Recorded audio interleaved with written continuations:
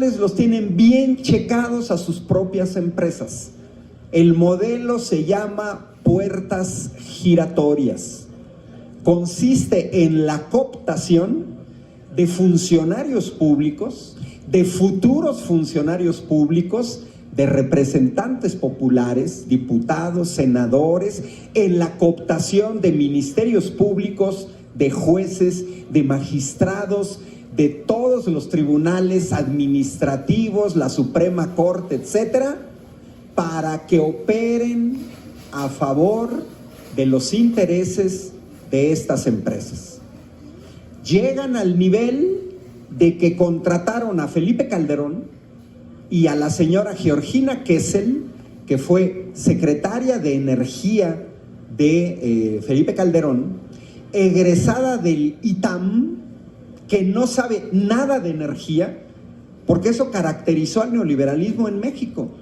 Que no nos vengan con cuentos que Felipe Calderón sabía de energía, cuando es alguien que con trabajos terminó la licenciatura en Derecho.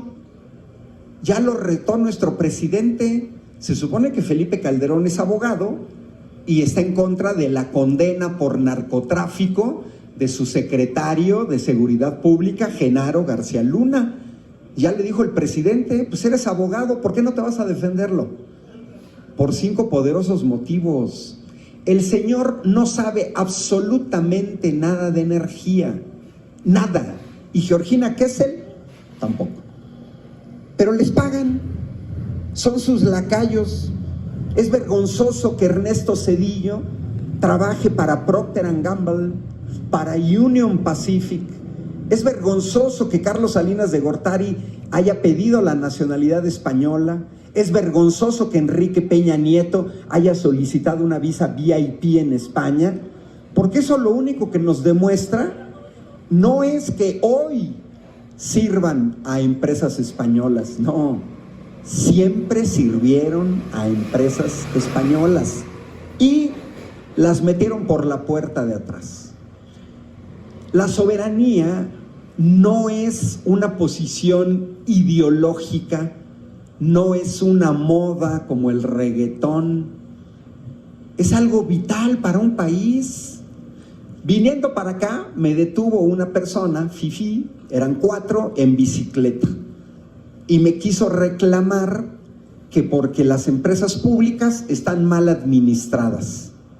Y le solté una retahíla de empresas del sector energético públicas muy bien administradas. Me dijo, bueno, pero que son extranjeras.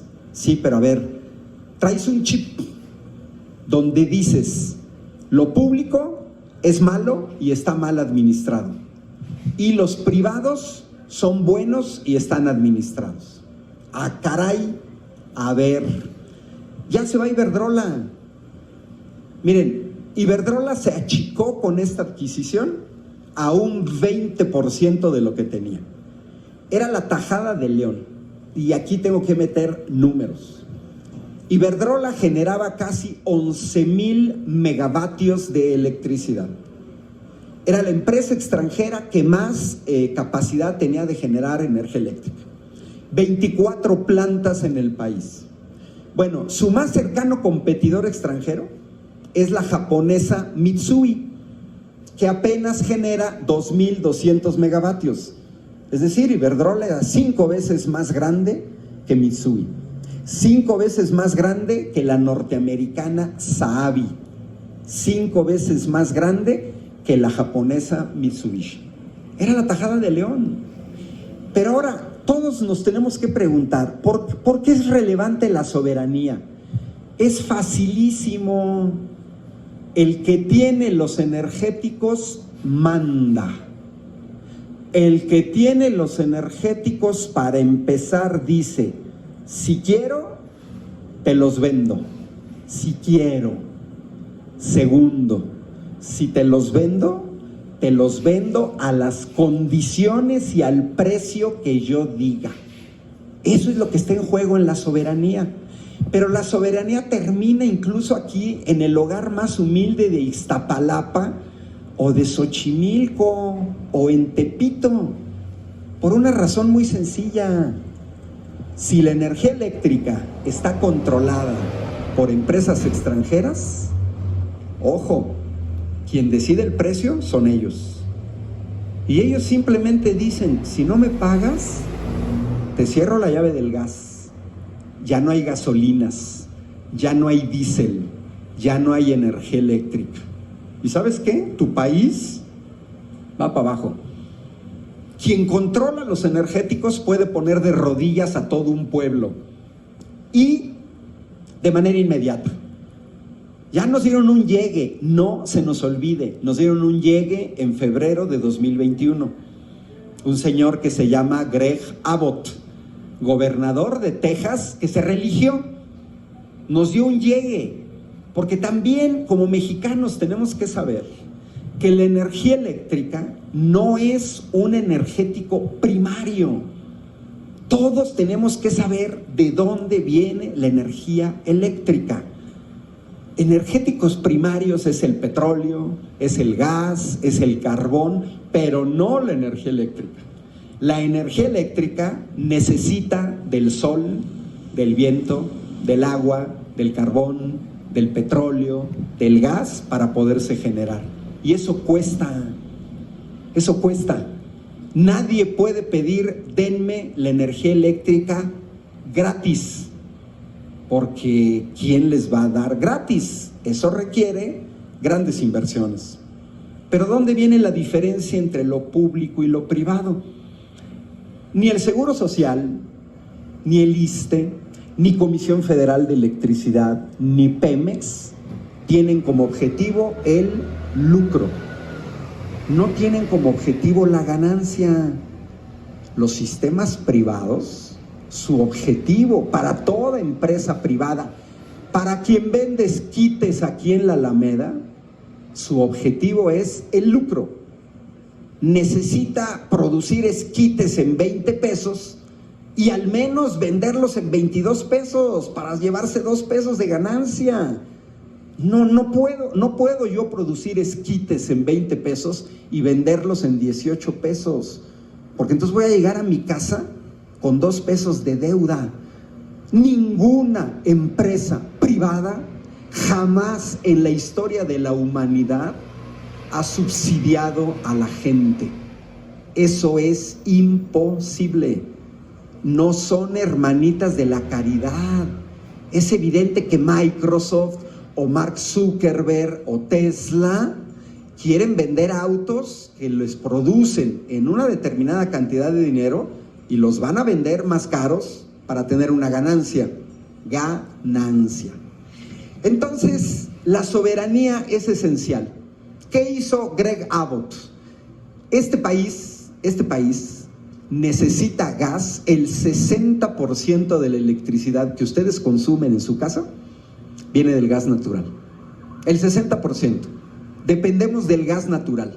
Si no hay gas natural, se nos paraliza 60% del país.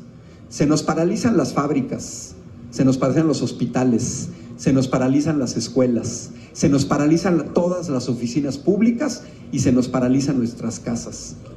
Sin gas no hay quesadillas, no hay esquites. Se requiere gas. Y sin electricidad, en la noche nos tenemos que iluminar con velas. Así de sencillo. Eso lo tenemos que ver. Quien controle el energético, ¿te lo vendo? No te lo vendo. ¿Y qué hizo Greg Abbott? Esto ya lo conté una vez aquí. Pues Greg Abbott, ante una onda gélida, dijo: a ver, hinches mexicanos, panzones, prietos, analfabetas, pro 4T, no les vendo gas, huleros. Y háganle como quieran, oblígame, perro, a venderte gas. No nos vendieron gas. Febrero de 2021. Y no, los apagones hubo apagones en las empresas. Bueno, ¿a cuántas empresas madrió esta determinación de Greg Abbott? 2,600 empresas de 6 estados del norte del país, de Baja California, Tamaulipas, paralizadas. 2,600 fábricas. La gente se quedó sin trabajo, no había energía para ninguna máquina, se dejó de producir todo. 2,600 empresas. ¿Cuánto costó que Greg Abbott nos cerrara la llave del gas por 3 días y medio? A las empresas privadas les costó $2,700 millones en 3 días y medio. 54,000 millones de pesos se evaporaron de este país en 3 días y medio. 17,000 millones de pesos cada día porque nos paralizaron. Greg Abbott mantiene esa determinación un mes, nos hubieran puesto de rodillas totalmente. ¿Y quién sacó a flote? Comisión Federal de Electricidad. Comisión Federal de Electricidad en 3 días y medio reactivó al 100% la entrega de energía eléctrica en este país. En 3 días y medio. Que no nos vengan con cuentos que las empresas públicas no saben hacer las cosas, ¿no? A mí, Rafael Barajas, el fisgón, el monero de la jornada, me encarga la serie La Luz de la Reforma. Estábamos en el debate donde nuestro presidente nacionalista, poniendo por encima los intereses de México, propone una reforma constitucional para evitar la proporción o que la mayoría de los extranjeros controlaran nuestra energía. Porque en el momento en el que controlan la energía los extranjeros, ellos ponen el precio. A ver, Iberdrola en España, allá estaba vendiendo a 7.50 pesos el kilovatio hora, que nosotros todos los que estamos aquí lo pagamos en 2 pesos. Allá lo estaba pagando, allá lo estaba cobrando 4 veces más. Si Iberdrola dominara la generación de eléctrica en este país, las tarifas en México serían de 8 pesos el kilovatio. ¿Ficción? No, no es ficción. En España, en Italia lo tienen perfectamente delimitado. En un año, las empresas privadas del sector eléctrico aumentaron las tarifas al triple y en año y medio en 5 veces. 5 veces. Y si yo aumento las tarifas 5 veces más caras, dejo fuera a mucha gente de la población que no va a poder pagar. Y a estos tipos no les interesa, porque ellos van por el gran negocio. Y ahora observemos, tenemos un presidente que es ajedrecista. Sale el 5 de abril, no lo dijo en una mañanera, lo anunció en un Twitter a las 11 de la mañana. Bueno, y dice, compramos 13 plantas de Iberdrola. Ah, caray, la oposición en México se desquició. Chile habanero por ahí donde no les digo. Y siguen desquiciados. Es increíble. Esta gente en México, y hay que decirlo con nombre y apellido, panistas, priistas y derecha, son traidores a la patria, son tan serviles a intereses extranjeros que están encabritados porque México adquirió 13 plantas de la empresa española Iberdrola. Miren, ni los de Iberdrola. Y entonces es muy chistoso ver a esta gente cómo están desquiciados. Es de meterlos en un manicomio, es ponerlos en una vitrina y ponerles sus estupideces que dicen. Porque resulta ser que el 5 de abril, hasta antes de las 11 de la mañana, Iberdrola era el modelo a seguir en este país en eficiencia de generación de energía eléctrica.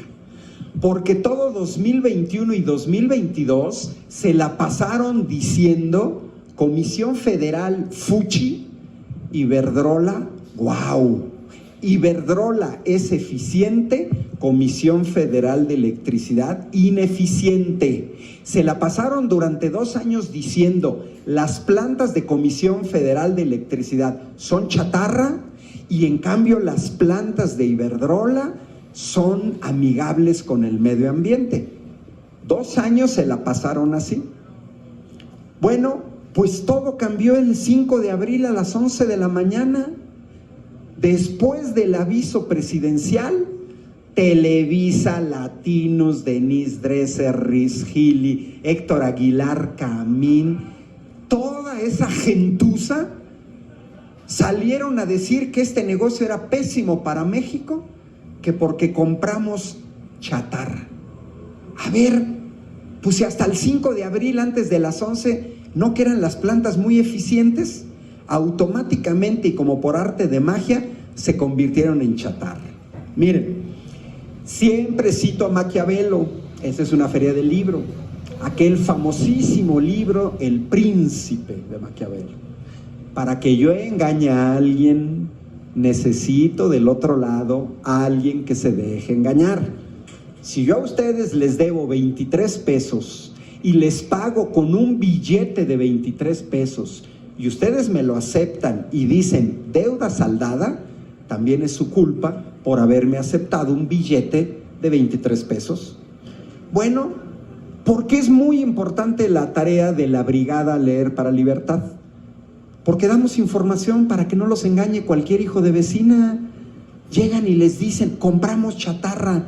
A ver, a mí me toca explicarles a la derecha mexicana con palitos y bolitas tonterías que deberían de saber si le hubieran puesto atención a la maestra Lupita en la primaria, pero no le pusieron atención. Y miren, que se los digan los mismos españoles. El 4 de abril, Iberdrola, con su sede central en Bilbao, País Vasco, emite un comunicado en donde dice, tenemos 22 años de estar en México. Llegaron en el año 2000, pero a ver, una planta de generación de energía eléctrica con capacidad de producción de unos 200, 400 megavatios, al igual que la refinería de Dos Bocas, no son casas del Infonavit ni del Fobiste, ¿eh? Eso no se construye en 2 meses, ¿eh? No. Vean, Dos Bocas, 3 años y medio, 4 años para construirlas. Iberdrola llega en el año 2000 y comienza a construir plantas. ¿Cuánto se tardó? Al menos 3 años. ¿Eso qué quiere decir? A ver, con palitos y bolitas a la derecha mexicana, si llegaron en el 2000, sus plantas más antiguas son del 2004. ¿Cuántos años tienen? 18 años. Las más antiguas, en promedio, deben de tener unos 13 años. En promedio. ¿Cuánta antigüedad tienen las plantas de Comisión Federal? 40. ¿Por qué? Porque yo quisiera que panistas y priistas nos dijeran cuántas plantas de generación eléctrica construyeron en este país en 36 años de neoliberalismo. ¿Cuántas refinerías construyeron en 36 años de neoliberalismo? Son tan ineptos ellos con la cosa pública que lo único que hicieron fue construir una mugrosa barda que ustedes y yo pagamos porque nos costó 12,000 millones de pesos, la barda más cara del mundo para una disque refinería llamada Bicentenario que nunca pudieron construir. Ojo, y la estela de luz, dinero tirado a la basura. Y el tren Toluca, Ciudad de México, que fue presupuestado en 30,000 millones de pesos y que nos va a costar el triple, 90,000 millones de pesos. Miren, su mugroso aeropuerto de Texcoco, hicieron un escándalo por ese aeropuerto porque se canceló. Bueno, tuvieron todo el sexenio de Peña Nieto para construirlo. Pues son babosos. Porque si lo hubieran construido en 6 años el aeropuerto, a la llegada de la 4T, ese aeropuerto ya estaría funcionando. Pero son tan ineptos que no pudieron hacer nada ni siquiera con ese aeropuerto. Pero eso sí, nos iban a dejar una deuda de 750,000 millones de pesos que íbamos a tener que pagar por el mantenimiento de ese mugroso aeropuerto. Y entonces, ¿dónde están sus plantas? ¿Se compró chatarra? No, no se compró chatarra. Y luego son hasta tontos que tampoco a la otra maestra Lupita le aprendieron cuestiones de lenguaje. Ahorita lo acaba de decir Pedro. Ahora, como ya no saben qué decir, eso no es una nacionalización. Sea baboso. Miren, yo no soy periodista profesional, yo me dedico a formar ingenieros.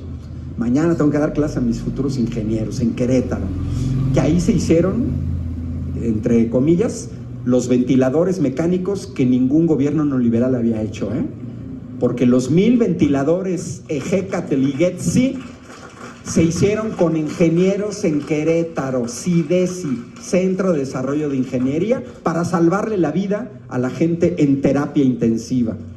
Los gobiernos neoliberales los habrían comprado y los habrían comprado en sobreprecio, porque esos ventiladores mecánicos afuera cuestan $1 millón de pesos. Nos los iban a enjaretar a 2 millones de pesos. Con Andrés Manuel esos costaron 300,000 pesos y se generó conocimiento en México, porque hoy tenemos una serie de ingenieros capaces de construir ventiladores mecánicos que además ya estamos exportando. Hoy los estamos vendiendo en Centroamérica. Ahí está la gran diferencia de la administración de lo público. Y entonces, como no saben qué decir, se quieren meter a la cuestión del lenguaje como si fueran buenos en el lenguaje. Y dicen, eso no es nacionalización. A ver, no sea baboso. Aquí y en China, nacionalizar significa algo que controlaba un extranjero pasa a ser de una nación. Pero no leen, y aunque lean, no entienden. Pareciera ser que gente como Héctor Aguilar Camín no tienen acceso a internet. Cualquiera se puede meter a Google y le escriben nacionalización Gazprom y lo que van a encontrar inmediatamente, así que todos los medios alemanes, ingleses, norteamericanos, españoles, italianos, hablan de la nacionalización de la empresa rusa de gas, Gazprom, por parte del gobierno alemán. Y si le meten nacionalización Uniper, van a encontrar la nacionalización de Alemania, de la filial Uniper, de la empresa 100% pública de generación de energía eléctrica de Finlandia, que se llama Fortum. Y si uno lee la nota de la BBC de Londres, cuando se dice nacionalización, no significa expropiación. Ahorita al final Pedro Salmerón lo dijo, a ver, te las puedo expropiar y te pago una indemnización. ¿Cómo nacionalizó Alemania Uniper? Idéntico que lo que lo hizo Andrés Manuel López Obrador con Iberdrola. Les compró las plantas a Uniper, claro, con un poquito de manita de puerco, pero les hicieron que las vendieran. Y es nacionalización. Ahora, es muy curioso, con esta medida, en serio, es una medida muy relevante, porque los privados extranjeros, esto también lo tenemos que tener bien claro, miren, clarísimo, no existen en México empresarios del sector eléctrico, no generan electricidad, son simples lacayos de empresarios extranjeros. Cualquiera se puede meter en internet a ver la Asociación Mexicana de Energía, cualquiera. Está conformada por 17 empresas. Capacidad instalada 25,440 megavatios. ¿Eso qué significa? La mitad de lo que este país necesita. México necesita 52,000 megavatios en un día. México, todo México. Bueno, pues ellos solitos, estas 17 empresas, ahí estaba Iberdrola, tenían la capacidad de la mitad ellos solitos. De 17 empresas, 15 son extranjeras, 2 mexicanas, una el Grupo México del señor Larrea. Y cuando uno se va al portal del Grupo México para revisar dónde están sus plantas de generación de energía eléctrica, cuánto generan, de qué tipo son, descubre que no tienen nada. Ah, pero aparecen ahí en la Asociación Mexicana de Energía. Y luego por ahí aparece una enana, Patito, que tiene una capacidad de 100 megavatios. 100 megavatios de 25.400 es un mugroso 0.4%. Ni siquiera el 4%, 0.4%. Ese es un problema que tiene México. No tenemos empresarios que se estén dando un entre con Iberdrola. No, ellos sacaron contratos en Pemex, sacaron contratos en Comisión Federal de Electricidad e inmediatamente corrieron a venderse a los extranjeros porque son huevones, porque no quieren trabajar, porque no han invertido. Señor Claudio X González, ¿alguien me puede decir cuánto ha invertido Claudio X González en parques eólicos o en parques fotovoltaicos o en generar energía eléctrica a partir de biomasa? Nada, absolutamente nada. Y nos vienen a chorear que no, el ambiente. Miren, ya quedaron desnudados. ¿Cuántas plantas tenía Iberdrola en México? 24. De esas 24, 16 son de ciclo combinado. Significa usan gas. 16, 2/3 partes. Por eso muchos nunca les creímos que fueran el guau de la generación de energía limpia. Pues no marches, si nada más tienes una tercera parte, 6 parques eólicos, 2 fotovoltaicos. Y el comunicado de Iberdrola en España es clarísimo. México adquirió 12 plantas de ciclo combinado que generan 8.500 megavatios, las 12 de ciclo combinado, y les compramos un parque eólico. ¿Saben cuánto genera ese parque eólico? 100 megavatios. Es falso que Iberdrola generara energía limpia en este país, es totalmente falso, porque de sus 24 plantas, las 13 que le vendió a México son 8.500 megavatios. ¿Cuánto generaban ellos? 11.000 megavatios. ¿Eso qué significa? Que con sus 4 plantas de ciclo combinado que se quedaron, sus 5 parques eólicos y sus 2 parques fotovoltaicos apenas van a generar 2.000 megavatios. Iberdrola se achicó un 80%. Y bueno, toda mi solidaridad con la doctora Violeta Núñez, que está defendiendo la minería en México y que por eso ha sido agredida.